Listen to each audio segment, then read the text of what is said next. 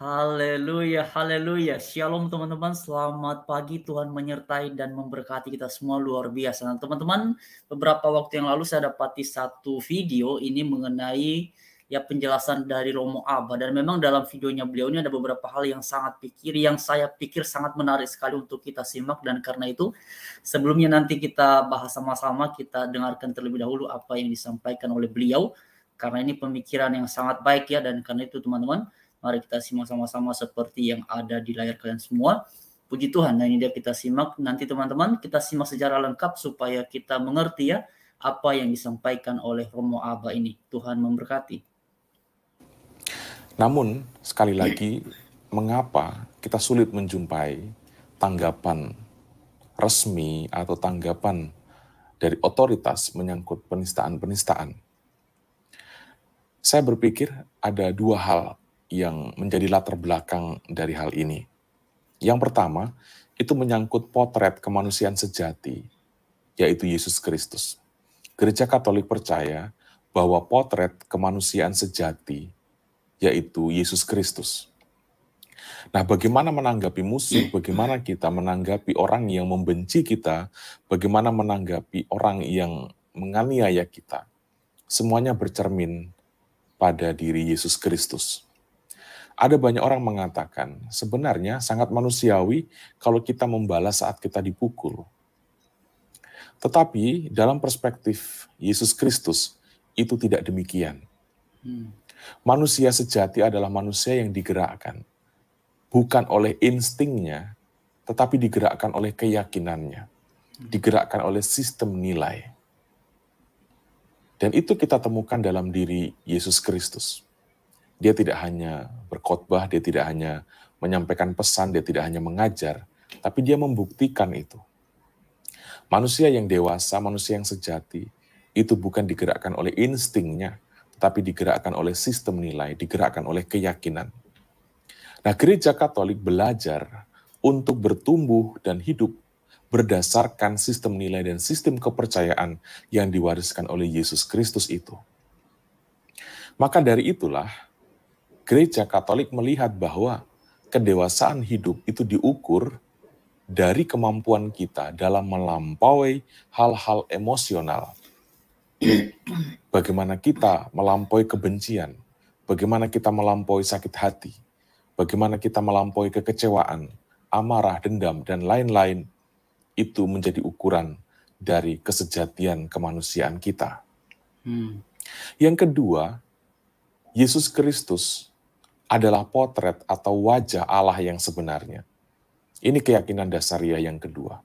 Kalau yang pertama tadi, gereja Katolik meyakini bahwa wajah kemanusiaan yang sejati, yaitu Yesus Kristus. Dan yang kedua, Yesus Kristus adalah wajah kealahan yang sebenarnya. Sebagaimana Yesus berkata kepada Petrus, sarungkanlah pedangmu. Demikian kita percaya bahwa membunuh atas nama agama, membunuh atas nama Allah, bukanlah hal yang dikehendaki oleh Yesus Kristus sebagai potret atau wajah Allah itu. Kemahakuasaan Allah bukan terlihat dari ketika dia tidak tersentuh, tetapi ketika dia membiarkan dirinya kehilangan martabat kealahannya. Kemahakuasaannya bukan terlihat dari ketika dia berhasil mempertahankan diri, tetapi ketika dia berhasil mempersembahkan dan mengorbankan dirinya. Nah, saudara-saudari, namun, apakah itu berarti bahwa gereja Katolik tidak peduli ketika Yesus dilecehkan?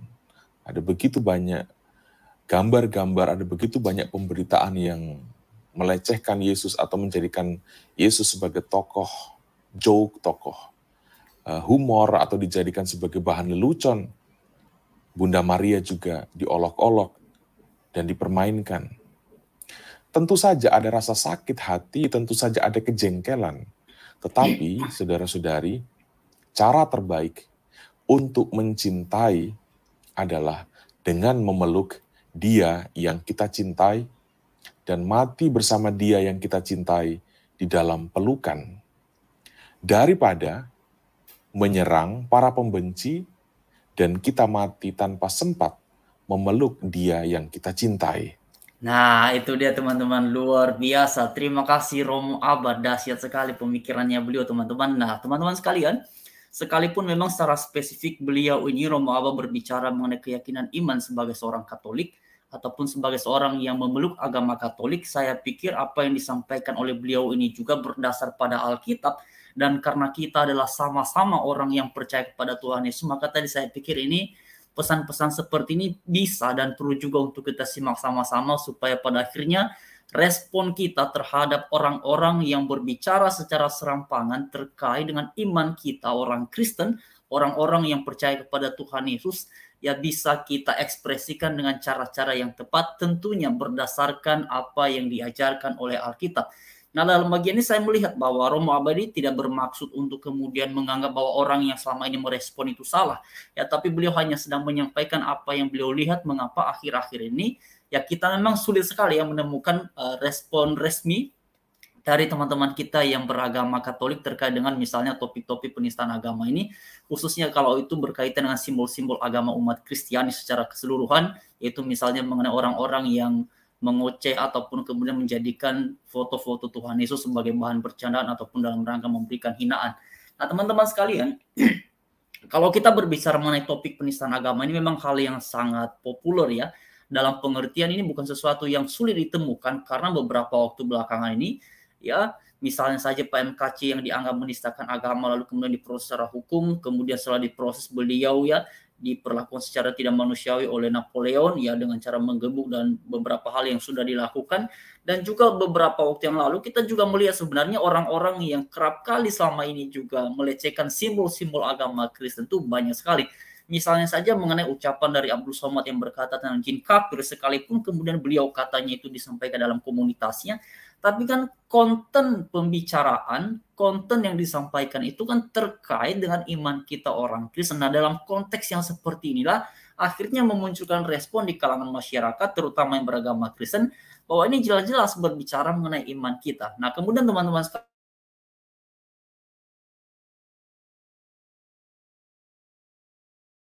untuk dari melecehkan, teman masih ingat ya beberapa waktu yang ada foto-foto yang beredar di media sosial di mana ya masih mengingat video-video sebelum ini itu ada foto di mana lalu kemudian ada tulisan di situ Tuhan Kod, dan juga beberapa waktu yang lalu ada foto-foto Tuhan Yesus yang diubah gambarnya itu wajahnya jadi anjing teman-teman, lalu tidak foto di mana wajah yang mana foto itu kita tahu bahwa itu simbol-simbol agama Kristen, tapi wajahnya itu diubah menjadi mirip dengan Pak Jokowi. Nah, ini hanya beberapa contoh saja memang yang kemudian saya lihat kalau kita berbicara mengenai topik-topik penistaan agama ini, itu gampang sekali kita temukan di media sosial. Hanya saja yang membedakannya adalah ketika simbol-simbol agama umat Kristiani ini kemudian dilecehkan sedemikian rupa, respon dari kalangan umat Kristen pada umumnya, bukan hanya teman-teman kita yang Katolik sebenarnya, saya melihat juga teman-teman kita yang Kristen Protestan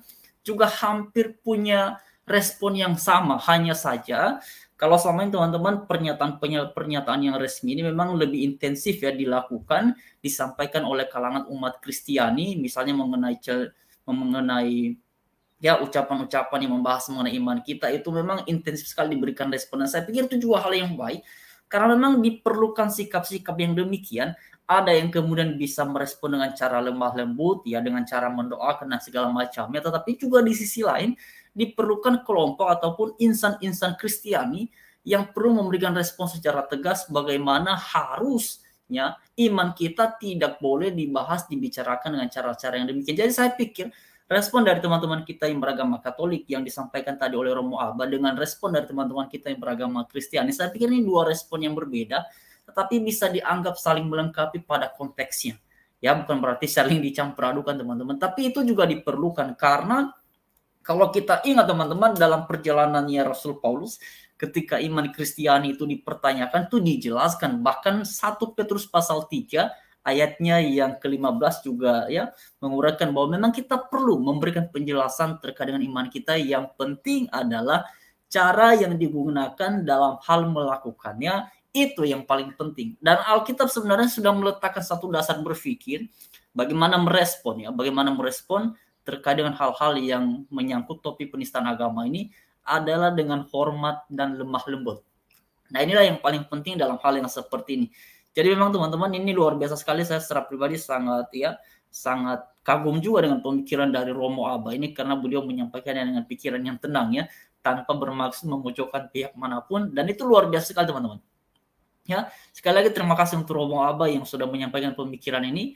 Ya teman-teman, sekalipun kita berbeda ya, beliau seorang Katolik dan kita adalah atau mungkin teman-teman juga di sini ada yang Katolik ya, dan kita yang lain juga yang kemudian beragama Kristen Protestan, ini luar biasa ya. Pada dasarnya sekalipun kita beda dalam sebutan yang seperti ini, Katolik, Kristen, tapi kita sama-sama percaya kepada Tuhan Yesus adalah juru selamat dunia. Jadi disinilah kita bisa saling merangkul, saling membangun antara satu dengan yang lain, dan edukasi-edukasi yang nilai-nilainya itu bersifat universal bisa kita ambil sebagai bentuk pembelajaran untuk membuat kita semakin dekat dengan Tuhan. Betul tadi yang disampaikan oleh Romo Abba, jangan sampai kita ini juga ya terlalu intensif dan sangat serius memberi respon terhadap orang-orang yang mengoceh tentang iman kita, tetapi kita sendiri lupa untuk membangun relasi yang baik ya kepada dia yang kita imani. Ini yang paling penting. Jadi benar yang dikatakan oleh 1 Petrus 3 ayat yang ke-15. Mesti kuduskan dulu Kristus dalam hati, artinya ada relasi yang baik dulu dengan Tuhan, baru langkah selanjutnya beri respon. Nah, kalau sudah punya hubungan yang baik, relasi yang baik dengan Tuhan, tentu responnya itu akan seperti yang Alkitab katakan, yaitu dengan hormat dan lemah lembut. Terima kasih teman-teman, luar biasa. Jadi kita bisa terus belajar bersama, dan juga kita doakan terus Pak MKC untuk mendapatkan keadilan, ya, dan semua orang-orang yang melakukan tindakan menista agama kita, supaya mereka pada akhirnya mengerti bahwa apa yang mereka lakukan sesungguhnya tidak mencerminkan mereka sebagai orang yang beragama. Jadi mari terus jalani kehidupan ini. Tuhan Yesus memberkati, dan terima kasih juga untuk Romo Abba, luar biasa. Tuhan menyertai. Terima kasih teman-teman semuanya. Shalom, selamat pagi, selamat beraktivitas. Tuhan menyertai kita semuanya.